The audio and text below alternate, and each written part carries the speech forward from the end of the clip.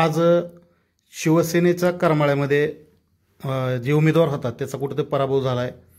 काय सांगाल? म्हणजे कुठेतरी रणनीती कमी पडली का? नेमकं काय सांगाल याविषयी? करमाळा विधानसभा मतदारसंघातून आमच्या शिवसेनेचे अधिकृत उमेदवार सन्माननीय दिग्विजय दिगंबरराव बागल यांचा पराभव झालेला आहे. हा पराभव आम्ही स्वीकारत असून त्याची पूर्णपणे जबाबदारी आम्ही सुद्धा सर्व शिवसेनेचे पदाधिकारी आमच्या खांद्यावर घेत आहोत. पराभव असतो, हा स्वीकारलाच पाहिजे.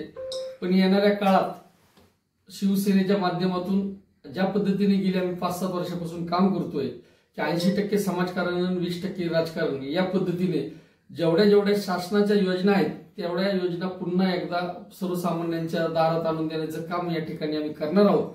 पण हे जे आम्हाला मतदान तब्बल 40,500 या ठिकाणी मतदान झालेले आहे, अत्यंत शेवटच्या क्षणाला या ठिकाणी उमेदवारी या ठिकाणी आमची जाहीर झाली आणि आम्ही महायुतीचे अधिकृत उमेदवार म्हणून दिग्विजय दिगंबर बागल या ठिकाणी असताना सुद्धा महायुतीचे अजितदादा पवारांनी या ठिकाणी दुसरा अपक्ष स्वतंत्र उमेदवार या ठिकाणी उभा केला होता आणि भारतीय जनता पार्टीचे बहुतांश कार्यकर्ते प्रचारात सहभागी झाले नव्हते.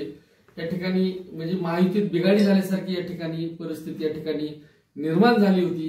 पलीकडल्या कुर्डवाडी भागातील 36 गावात सुद्धा त्या ठिकाणी असलेल्या महायुतीच्या आमच्या उमेदवारांना, मिनलताई साठे आहेत, तिथल्या उमेदवाराला आमच्यातलेच काही लोकांनी पराभूत करण्यासाठी दुसऱ्याला पाठिंबा दिला. म्हणजे हे जे उमेदवार आहेत संजय मामा शिंदे इथले अपक्ष उमेदवार, त्यांच्या भावाच्या मुलाला त्या ठिकाणी पाठिंबा दिला.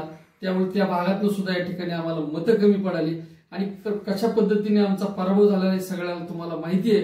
पण या पराभवाची कारण आम्ही शोधून त्याच्यावर मलमपट्टी करू. पण येणाऱ्या काळात शिवसेना मजबूतपणे पुन्हा या ठिकाणी तालुक्यात काम करेल आणि जी मतं पडलेली आहेत ती आदरणीय एकनाथ शिंदे साहेबांच्या विचारावर, विश्वासावर ठेवून लोकांनी मतं दिलेली आहेत. लाडकी बहीण योजना असेल, महिलांना 3 गॅसचे सिलेंडर मोफत असतील, शेतकऱ्यांना वीज बिल माफ असेल, मोफत वीज असेल, किंवा आपल्या तालुक्यातल्या शेतकऱ्यांना 147 कोटी रुपयाचं दुष्काळ निधी मिळालेला असेल, किंवा अनेक शेकडोची कामं शिंदे साहेबांनी थेट सर्वसामान्यांच्या प्रपंचापर्यंत नेऊन देण्याचं काम आदरणीय एकनाथ शिंदे साहेबांनी केलं. आरोग्याच्या प्रश्नात तर शिंदे साहेबांनी जवळपास 10 ते 15 आरोग्य शिबिर घेऊन हजारो लोकांना मोफत चष्मे दिले, अनेकांचे उपचार केले. मुख्यमंत्री वैद्यकीय निधीमधून जवळपास 1,70,00,000 रुपयाचा निधी करमाळा तालुक्यातल्या गोरगरीब पेशंट लोकांना दिला. 8,500 महिला बांधकाम कामगारांची नोंदणी केली, त्यातल्या 3,500 लोकांना लाभ मिळवून दिला. असे अनेक योजना आहेत की ज्या योजना पहिल्यापासून होत्या पण सर्वसामान्यांच्याकडे जात नव्हत्या, ते देण्याचं काम आदरणीय एकनाथ शिंदे साहेबांनी केलं आणि आम्ही सगळ्या शिवसेनेच्या कार्यकर्त्यांनी हे प्रामाणिकपणे काम केलं.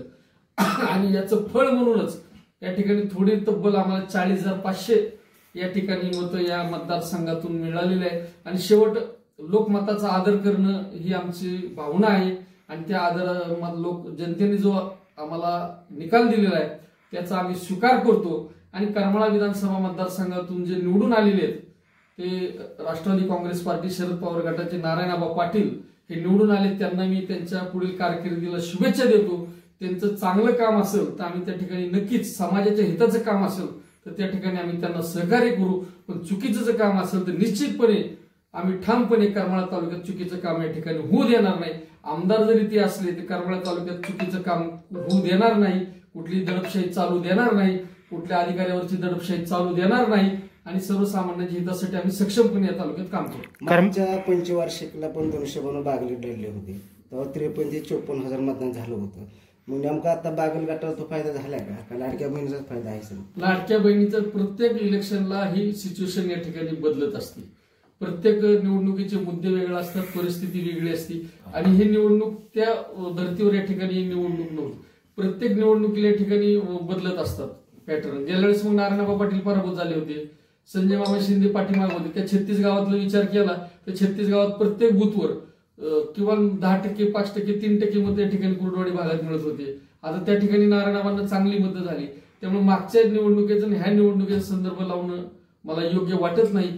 5 वर्षात बरंचसं पुलाखालून पाणी गेलेलं राजकारण, आपल्या तालुक्याचं राजकारण, गटाताटाचं राजकारण असते आणि गट इकडे तिकडे झाले, तुम्हाला सगळं माहिती आहे आणि त्याचा परिणाम कुठेतरी या निकालावर झालेला आहे. महायुतीचा जो गोंधळ तुम्ही सांगितलेला या मतदारसंघादरम्यान, जे अजित पवारांचं संजय मामा शिंदे अपक्ष उमेदवार त्यांना पाठिंबा देणं असेल किंवा भाजपचे काही पदाधिकारी त्यात कार्यरत नसतील, तर महायुतीने इथं सक्षम उमेदवार देताना किंवा एकाच उमेदवारावर रेस लावण्यापेक्षा 2 उमेदवारावर भरोसा ठेवला त्याचा तोटा झाला? नाही नाही, असं नाही. तुम्ही भ्रमनिरसन सांगून चुकीची माहिती देत आहे.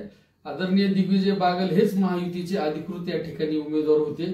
त्यांना निवडून आणण्याच्या सक्त सूचना वरिष्ठ पातळीवरून राष्ट्रवादी काँग्रेस पार्टीचे अजितदादा पवार गटाच्या कार्यकर्त्यांना दिल्या होत्या किंवा भारतीय जनता पार्टीच्या कार्यकर्त्यांनाही तशा सूचना होत्या. पण स्थानिक राजकारणात गडबाजीमुळे हा प्रकार झालेला आहे. हे जर आम्ही वरिष्ठांना सगळं कळवलेलं आहे पराभवाचे कारण. संपूर्ण राज्यामध्ये एकनाथ शिंदे यांचे लाडकी बहीण योजना असेल, वयोश्री योजना असेल किंवा जे बांधकाम कामगार असतील यांच्यासाठीचे असे 50% एसटी बसचा असेल विषय किंवा इतर ज्या काही योजना राबवल्या त्याचा कुठेतरी फायदा म्हणून महायुतीला भरभरून लोकांनी प्रतिसाद दिलेला आहे आणि उमेदवारी निवडून आणलेले आहेत. परंतु करमाळ्यामध्ये तशा प्रकारचा कुठंच काहीच परिणाम जास्तीचा दिसून आलेला नाही. कसा दिसून आलेला नाही? दिसला म्हणून तर 40,500 मतं पडलेली आहेत ना. इथं आमच्या बरोबर कोण होतं? दिग्विजय बागल साहेबांबरोबर का आम्ही शिवसेनेचेच कार्यकर्ते होतो, दुसरं कोणच होतं? आम्ही जर सगळे संघटित असतो तर 40,000 80,000 व्हायला वेळच लागला नसता. राज्यात महायुतीच्या सरकारला घवघवीत यश मिळालेलं आहे. आता करमाळा तालुक्यासाठी पुन्हा एकदा आशा उंचावलेल्या आहेत. तर विशेष मुख्यमंत्र्यांकडे विशेष मागणी काय असेल? मुख्यमंत्री एकनाथ शिंदे साहेबांच्या नेतृत्वाखाली ह्या निवडणुका महाराष्ट्रातल्या लढवल्या होत्या. आदरणीय अजितदादा पवार असतील, देवेंद्र फडणवीस साहेब असतील किंवा आपल्या देशाचे पंतप्रधान नरेंद्र मोदी असतील, यांनी सुद्धा या ठिकाणी सांगितलं होतं की महाराष्ट्राच्या संपूर्ण निवडणुका आदरणीय एकनाथ शिंदे साहेबांच्या नेतृत्वाखाली लढवल्या जातील. त्या पद्धतीने या निवडणुका लढवल्या गेल्या आणि एकनाथ शिंदे साहेब हा लोकप्रिय चेहरा असून त्यांच्या चेहऱ्यावर संपूर्ण महाराष्ट्रातील जनतेचा विश्वास आहे आणि संपूर्ण महाराष्ट्रातल्या जनतेच्या हृदयात त्यांचे एक मोठं स्थान निर्माण झाले. तर मी तर केवळ म्हणेल की आदरणीय एकनाथ शिंदे साहेबांचा मुख्यमंत्र्यांचा चेहरा या ठिकाणी पुढे केल्यामुळेच हे महायुतीला हे घवघवीत यश मिळालेलं आहे आणि मला निश्चित खात्री आहे की येणाऱ्या काळात मुख्यमंत्री एकनाथ शिंदे 2 हातांनी या करमाळा तालुक्याला पाहिजे ती देतील.